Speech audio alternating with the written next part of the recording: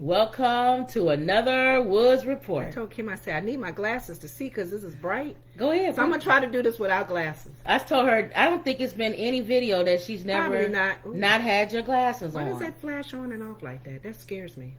Like it's videotaping and then it stops. So let me try it without my glasses today. All right. Okay, so this is Love and Marriage. See, well, I don't want to talk over you. You know, everybody said, oh, push. Love and Marriage, Season 1. DC. Love and Marriage, DC. I'm realizing there are other ones. It is. And we may even look at those because they look like they're exciting. Yeah. Season 1, Episode 6. Mm-hmm. All right, here we go. All right, so Quick and Ashley. Starts off with Quick and Ashley. All right, this is our recap. I need these, sorry. So, Quick is complaining about his wrist. He has a lot of pain in his wrist, and he's a DJ. Gout that could it could be gout or arthritis. And gout, we know, is a lot of African Americans, our diet can cause gout. That's what she said, that he would have to stop alcohol.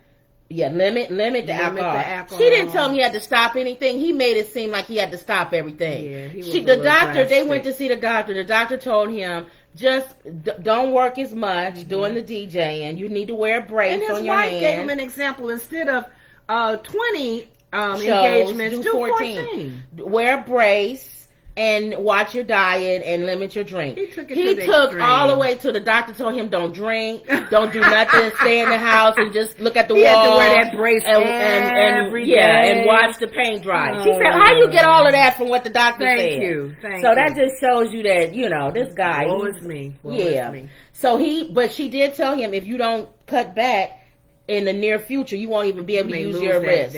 The movement of this hand. Yeah, so you won't be able to DJ at all. You won't be able to DJ. It's like an artist not having his eyes anymore. Exactly. To draw and stuff. So this is probably a quick show because I did a lot of quick stuff. Kind of stale, though. Yeah. What you think overall? It was some things in the end that I think we can expound on. Okay. But just going through the show. It's not a show that's like a lot of drama and shade. They trying to throw it in there. Same shade. Yeah, they throw it in the winter. That's all they on it.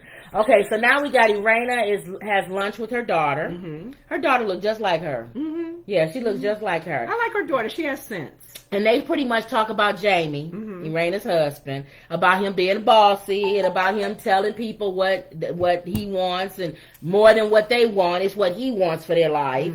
And that's pretty much it. They just basically just talk about him. The whole agreement, you know, coming to agreement to talk about him, and that he was kind of hinting to the daughter to put her mom in check, kind of thing.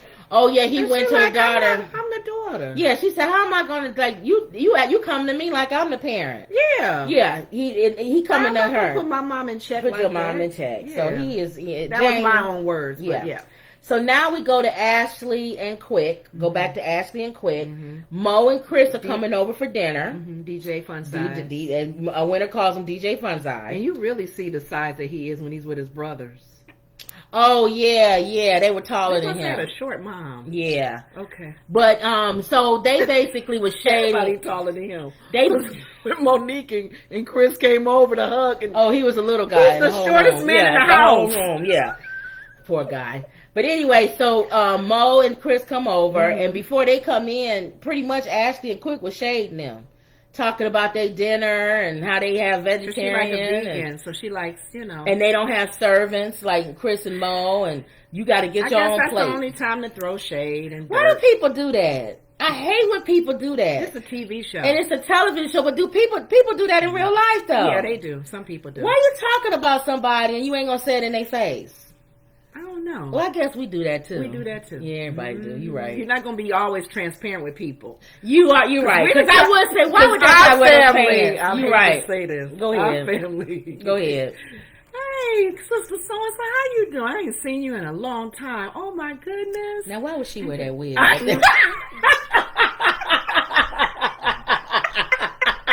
Yeah, you're right. Dang, she got how many kids?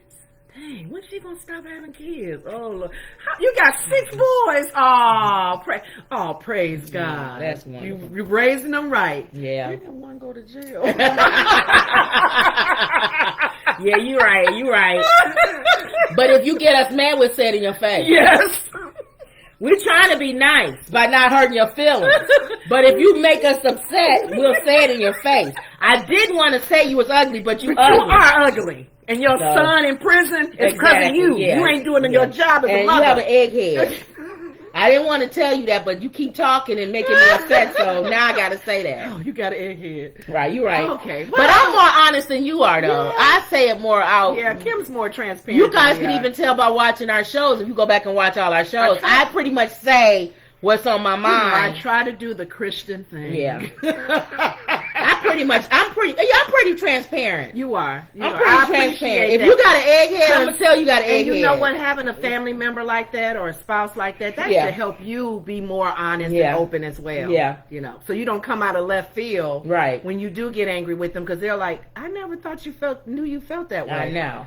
So anyway, they shading, doing what everybody do, I guess, before they come Monique over. And so when they come over, Ashley said she wanted to have a fun evening of the couples getting together, but Monique turned it into a whole thing about how Winter and the argument and how she felt responsible and the all this other producers stuff. really made fun of it. Because they just kept showing clips of Monique talking. Monique saying it. Yeah. And on about that same topic. And everybody's face is like, oh my God, will she stop talking about this? But you have to do that because nobody wants to watch a show with two couples coming together That's what I was trying and to having say. dinner. You know, they making comments on the side and when they do those little sidebar things. Yes. The fact that they say I'm tired of what else y'all gonna talk about? Right. Quick's hand being hurting. You gotta have some drama in there. Come on, dude. So then they talk. Mo says that she didn't want to be the one to be known for causing confusion she don't or anything like that. Causing static. But then Ashley goes in her diary and pretty much says Mo, she don't know how to read her. Whether she for Winter, against Winter, she trying to cause up drama. Monique is trying to cause drama, y'all. It's the show. This show hangs on her. Asking her to. If the show hangs on her because she's the star of the show. She's not a person that just does it. Though. That's maybe because it don't seem like her character. Yeah. So then Ashley said that Winter said she was aggressive when she first met her. And then they did hashtag aggressive Ashley. So I'm going to put that in the thing. And Ashley has made it known that she has her moments. She has her different stages of aggressive. She's from Baltimore. Behavior. You know, they get down like that's what she said. That's, you know. But so then they was talking, Monique said that she had a spiritual healer. And she wanted them all to go to this spiritual they were healer. open to doing that. So everybody was open to doing surprised. that. Okay. And they talk about how this lady really gets down and touches, you know, she'll touch your leg. It seems to me she has a prophetic anointing. Right. Like a knowledge. Some people may... Well, we'll get to that. That's why I was saying towards the end we could talk about stuff like that. There's an insight that she probably can get a hold of spiritually. And some people into it and some people not. So they were talking about how this lady can touch your leg and all this. And then DJ Quick got excited and said, oh, she touches. And they said, no, it's not like that. Because the outcome of it. She's not going to give you a happy ending. She's like telling you about yourself. And then he said, that's going to be, right. He said, oh, so that's going to be the latest DJ Quick enjoys happy ending. Yes. So that'll be the next thing that'll come out. The rumor to get out. Because remember, Winter said, there's rumor about your husband. Right. In the marriage. So that would be one they don't want to get out negative. So now we go to Winter in her house, and she has 4 kids, but only 2 of them are there. That was the soft side of her with the kids. Very soft side. That was a moment that... apparently these are her kids with the ex-NFL player. Yeah. Who cheated on her and got somebody else pregnant. Her daughter, Kayla. That was the one that was talking. She seems smarter than her mom. I was getting ready to say that. Gosh, you took the words out of my mouth. That her daughter has more wisdom than her mom when it comes to a relationship. And I know what teenage daughter.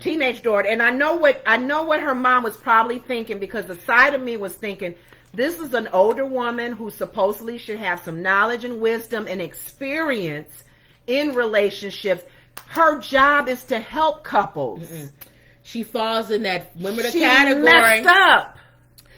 Go back and look at our old video when I said about fat women, older women, ugly women. Vulnerable. She had just gotten out of her relationship with her husband who cheated on her. She fell for the okie dokie. So this man pretty much poured it all on her. The daughter made her feel good by saying he's not your fault. Good manipulator. He's a bottom feeder. He is very good. He's and a bottom even feeder. the smartest Yes. of a woman who's supposed to be smart in Yes. relationships. So she pretty much He's told a her good mom, manipulator. you got a bottom feeder. He came at wow. you. So go back and look at our old video. We Yeah, talk that's about true. bottom That's feeders. true. So basically, her daughter was just letting her know, don't beat up on yourself, Mom. Yeah. It's not encouraged your her mom. fault. That was good. She was pretty much good. She said he did love bombing, where he just showered you with everything. Yeah. And was, like you said, He manipulation. became the man that you were in need Hoping of. that I told you, the bottom feeder. Everything that the other guy didn't do, he does. it. That's a bottom feeder. Classic. Yes, he fits that. Okay. So Unfortunately. the son was agreeing with the daughter. He seemed like he was smart too. Got some good kids so far. Good kids on their Basically telling their mom don't beat up on herself. Yeah, It's yeah. not her fault. And she started crying, and And they they all gave her come a little in. hug. They all came in, hugged as a family and stuff. And so she pretty much was like, my daughter is counseling me.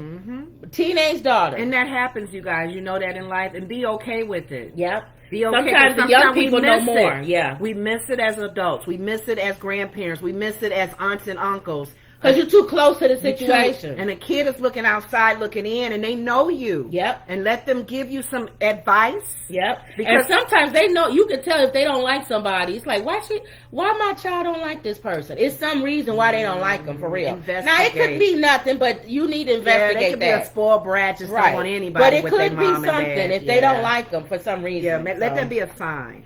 So now we go to Mo, Ashley, and Winter, and they meet for dinner. Monique tries to get them together because she wants to squash this beef that they have, and she feels like she's the reason why they don't like each other.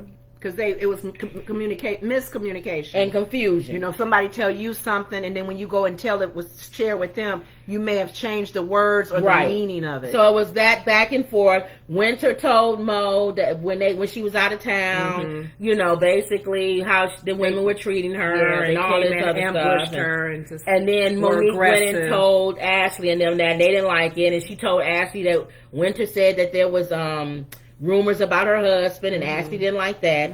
So Winter said she apologized because that's not the way she meant it. Monique just presented it that way. Right. But then they did Ashley in her diary. Ashley's like, I'm not buying any of this. No. And she's right. Yeah. And you watch on the Carlos show that comes on after this, she said she still don't like Winter. So she probably went back and watched it. Exactly what Mo said is exactly what she said. We wasn't expecting them to be besties or friends, She said, if I never see Winter again, I didn't know her before the show. I don't care about her. To be honest, I don't know. If you were in that circle, would you be friends with Ashley? I wouldn't be friends with none of them. Monique. Probably Monique, but that's about it. The other ladies? No, not really. Especially Ashley. No. She's too emotional. No. She's like... And Irana's fake. Yeah. No, I wouldn't be. Yeah. Something not right. So, Ashley doesn't believe her. She says it doesn't matter to her either way, whether Winter talks to her or not. And she doesn't care about being Winter's friend. Okay. But the beef is squashed. They fine going forward. They had a kumbaya moment. Halfway. Okay. So now we go to the couples meeting with this intuitive healer that you were talking about earlier. And this lady is there to help them release their trauma in their life. They all come together. The couples, they all kind of all the couples come together, and her job is to pull the pieces of the puzzle together. She says, and connect you to a deeper level. Chris was happy because he said this is a way to get to know each other a little bit deeper. Now, let's unpack that for a second. Now, let's talk about this spiritual healer. Now, you said that she may have the gift of prophecy. Now, a lot of times people think that because you have a gift, and you're not in church that you are automatically Holy Spirit. I believe you can still have a spirit. I believe you can still have the gift of prophecy. It comes to you. The reason why I think that people push that you have a relationship with God is so it's not manipulated. Yeah. Because if you tapping into the spirit world and you don't have no covering over you, anything could be talking to you. In our faith, we feel that's what we believe. The God of Abraham, Isaac, and Jacob. That's okay. Anything could be talking to you. But whatever your faith is, right, you can still be wandering and getting misled. Right. But you still could be a psychic, or you can still have. I had one of my coworkers when I was working in Chicago. She read cards, cards and stuff. And a lot of the information that she would tap into was true. Was true. You sit there and go, okay, I didn't let her read me. I didn't want nothing. But I don't care. I didn't want to open the door to it. To me, I don't. At that time, I was kind of getting more direction on where, I just had to be careful with things spiritually and people speaking into my life and stuff. But she was dead on it for a lot of the people that she was speaking to. So to me, I don't care whether the person is a psychic or a prophet. I don't want anybody talking to me. Oh, you know that. Consistent, I'm very consistent. Now, I don't like prophets talking to me. Story? I don't want any of them. Bernard Jordan. Oh, go ahead. We had mentioned in some of our other tapings back in the day when Bernard Jordan's ministry was starting, because my pastor and all of us, we knew Bernard Jordan in the beginning, like we did T.D. Jakes. So we had a ministry that was really flowing. So he would come to our Waukegan church version of it, because the mother church was in Chicago. And our pastor would want him to speak over the leadership there, because he wanted a word, the leadership to know and have a word from God and just get some clarity and direction for their lives. Well, of course, it's time for Kim to come down. Kim works in telecommunications, so she worked all the tapings of the whole service and the microphones, making sure everything was set. And she overseed a group of people, so she was up in the balcony. Come down, Evangelist Kim, come on down. We want Bernard to speak over you. And Kim was like, really? Do we have to? And he had to would you come down so he could speak over you? So she came on down. And Bernard spoke into Kim's life, and he pretty much was on top of it, what he spoke into. I don't even know what he said. As far as the practical wisdom and God and giving you some other things that people probably wrote down and put in check. But Kim was like, you done. You can go now. Our pastor was so mad. Would you show some respect? Would you just be happy? No, because I feel like, and God knows how I am now. He knows that anytime somebody says something to you, it should be confirmation. Confirming your spirit. They're confirming what God should have already been telling you. Because out of the mouth of 2 or 3 witnesses, every rhema should be established. Nobody should be telling you something that God ain't already. You shouldn't be. We didn't go to church today. You shouldn't be somebody coming up telling you something. You go, what? I didn't know that. No.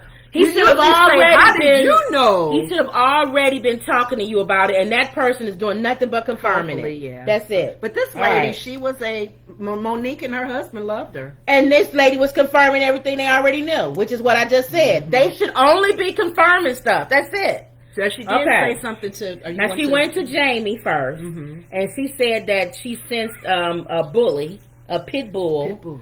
And insecure, and he was aggressive. But the way he communicates. She sees a person with their chest talking to somebody, standing over somebody with their chest. Something or whatever. And his wife, Raina, was like, she dead on with him. If she was in church, she'd be, amen. And she said it comes from insecurity. Amen. It comes from insecurity. Yeah. But he received it because he knew that he said you could read and find it. He wasn't buying it because he was saying you can Google any of these people and find this stuff out. But he didn't act crazy to receive what she was saying. So then she goes to DJ Quick, and she says something about when you were 9 years old. Ooh, that number something 9. Happened. 9. She said 9. That opened him up to 9. He said when he was 9, his mom died. 1999, his dad died. And she said, I see tears for fears. Tears. She saw 3 9s. He was 9 when his mom died, and 99 when his dad. 1999, I think, when his dad died. And yeah. The year and then the age that he was. So he says he's afraid of good news because every time there's something good that happens, right after that something bad happens. Yeah. So he says he always hates good news because he always knows something bad is going to happen after that. He says that when he went to his mom's funeral, his dad was telling him, be a man, be tough, don't cry. He said he didn't cry at his mom's funeral because he felt like he wasn't supposed to. Now, can you imagine a 9-year-old? You telling a 9-year-old that?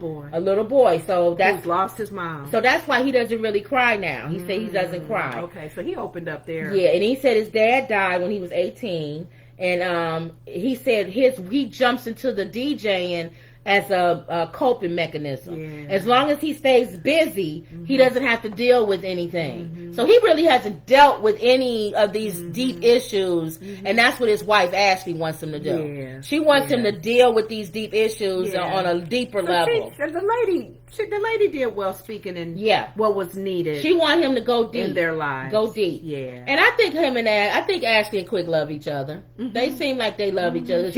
I think she's really concerned about him. She's concerned because he's working himself too much. And now that the hand situation, he has to slow down. Yeah. And protect himself, because you trying to make all this money to keep the family, you gonna be dead. Exactly.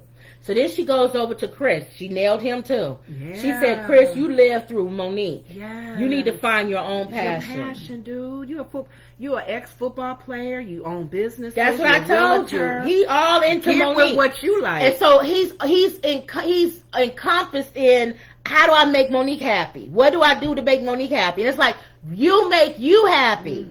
Just stick with you. Making you happy will make Monique her happy, because the result of you being like, this is what I like. Okay, baby. And she sees the fruit of it. Yeah. All right. So this little white lady was going on, boy. She was. Okay. So then she goes to Irena and she says, I see you with a peanut butter sandwich or something, and I see you taking the peanut butter and covering the bread. And where I get from that is you're covering something. She says you always have to be too perfect. Everything has to be perfection. And then Irena started crying, and Jaimie was like trying to tell her to stop. And then the lady was like, see, that's what I'm saying. Don't do that. That's a bully. That's why are you trying to make her stop? Right. And then they go to the diary later on, and then Irena said, I'm crying. You supposed to be reaching out. And you trying to make me. Baby, he said, He said you just took me off guard. And she said, and that was the first thing you thought to do, was to do this. You're supposed to comfort your wife. You're supposed to comfort. He didn't argue with her. He was like, I'm learning. You can seem like he's trying. He's a Neanderthal. He's a caveman. You're embarrassing us. You ever see a caveman? Those cavemen like with a big giant club. Me hurt you? Me hurt you? Yes, you hurt me when you threw that rock at me. Oh, I'm sorry I hurt you.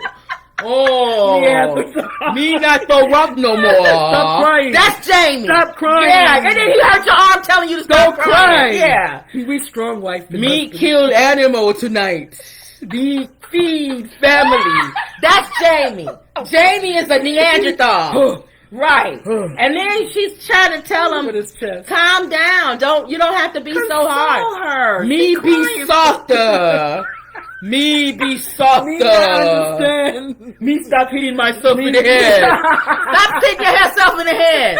Me put pallet down. Me put pallet down. He's learning. So he's learning. He's learning how to put the pallet down and stop clunking everybody. Don't tap her like that. But exactly. Like, okay. So she's trying to help him. Okay. But she had to deal with the fact that lady called out that she said her mom always make her be perfect. Oh. Everything had to be perfect. So she got that from a lot of people doing a lot of stuff that parents did to their kids, and then they grow up, and then if you got kids, come on, y'all. And what you doing to your kids now, they ain't gonna do nothing but just grow up and be a larger image of that. You, huh? No, of whatever it is you're doing to them. Oh. Don't cry. Be a man. Be a girl. Be this. Be that. Don't do this. Do this. Be perfect. Don't show your emotions. Don't show them, or whatever it is. Don't do it like that. Whatever it is you're forcing them in now.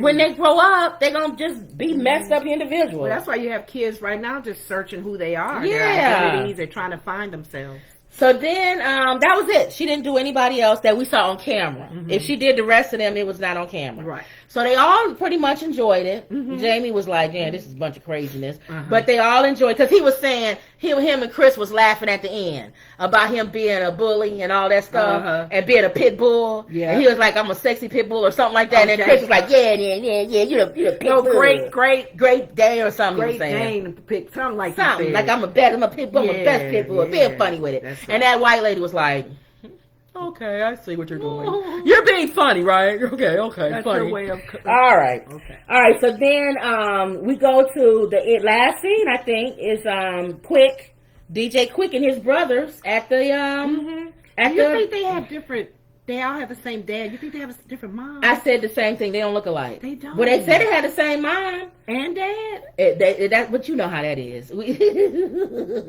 I mean, you know, people. He didn't look like them. Yeah, but you know how many times people say. They were all short, though. But you know how people can say they got the same and they really don't. So we don't know. Your daddy is the. Yeah, we don't know. Or the mama is the. Right. Mama's baby, daddy's maybe, but we don't know. Okay. But in all of them, they all got the same mother and father. And Quick was, he was being honest. He was saying they visit the grave of their dad. And they're trying to resolve those concerns and issues that, like she was saying, how the dad would always make them feel like, don't cry, be a man, that kind of thing. Right. And they're all still learning. Where did that come from? Being that. A man means you don't cry. I don't get that. I don't think you cry in public. They probably think you do cry, but don't do it in public. It's almost like... I think it shows weakness. It's almost like we went from one extreme to the other extreme.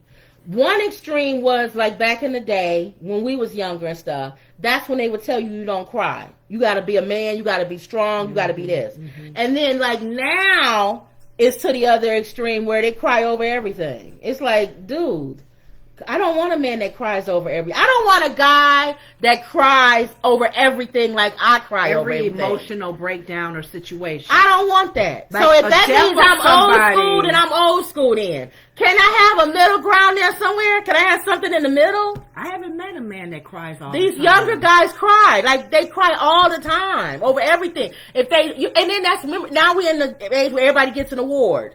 Everybody gets a trophy. Everybody, because you don't want people to feel bad. Right, like you don't want them to cry. You don't want them to feel like they're a loser. You're a loser. You lost. You was running track. You came in last. You lost. Why are you getting an award? They talk about that on The View too. Whoopi's like, that's why we have winners. There's for a purpose. Yeah. Your child needs to learn how to lose.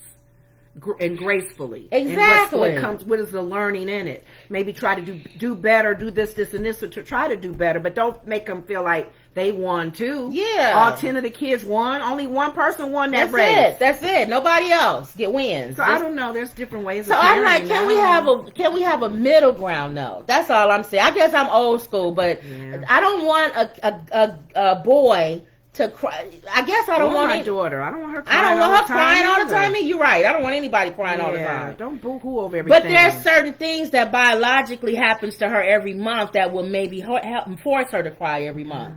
He don't have that same thing, so he don't have to get that emotional all the time. But anyway, you're gonna get different parenting advice on that one. So he pulls out a letter. DJ Quick pulls out a letter his mom that his mom wrote before she died. Can you imagine that? That's hard she to knew read. she was dying, and she wrote him a letter. To the boys and him. He's the oldest. He's the oldest. Yes. And she told him to take care of his brothers and look out for his dad. And she basically said, "I'm dying. I won't even be here with That's you." A hard letter and to he read. started choking up. Yeah. But he didn't cry because he said, "I don't cry." He put his head down. He put his head down. His voice started choking up. But that is a hard letter to read. That's a hard letter to read. I guess we don't judge them if they don't cry at the moment. Right. Because still people carry that hurt inside as well. Right. Well, men are learning now to share their feelings. Like I said, there's a middle ground there. So his generation and like our generation, they're learning now that you need to share. But you know what? A part of that too, how he responds to that letter and how he's read it also can let you know how he's feeling. Mm-hmm. He doesn't have to say it all the time. I don't think a man has to say his feelings. Right. Sometimes showing. No, I always want you to show. Right. Because you can say you love somebody all day long, but if you don't show me you love me. For sake of argument, he didn't put his head down or whatever. Right. But he read that letter, and that letter got to his heart, where now he reacts differently. Like, hey, brothers. Well, he did. Remember, he read it again, and he said he only read it twice. And this time he read it again, and he said she told him, take care of your brother. Mm-hmm. So he said, I need to start doing a better job of keeping in touch with my brother. But I appreciated him when he said, God, family first. He said, God first. He said, my wife and my kids come over my brothers. And he said, and they know that. Yeah. And then my brothers. I'm taking care of my family. So that's good, he said. But in reality, that's not what he's doing. Because if his wife came first, he would listen to her and be home. She wouldn't have the complaint. So he's never home. He's making the job and the career He's first. making the job first.